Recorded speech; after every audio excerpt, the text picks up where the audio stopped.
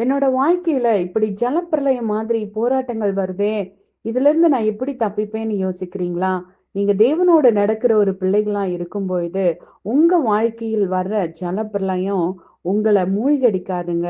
நோவாவோட நாட்களில ஜலப்பிரளயம் வந்த உடனே, நோவா பத்திரமா பேழைய கட்டி அதுக்குள்ள இருந்ததுனால, அந்த ஜலப்பிரளயம் பேழைய கிளம்ப பண்ணிட்டு அப்படின்னு வேதம் சொல்லுது.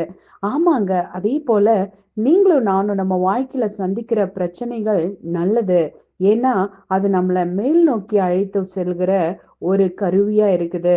நம்ம ஒரு இடத்திலேயே முடங்கி இருக்கும்போது, நம்ம எழுந்து போகக்கூடிய உந்துதல அந்த ஒரு ஜலப்பிரளயம் தான் குடுக்குது.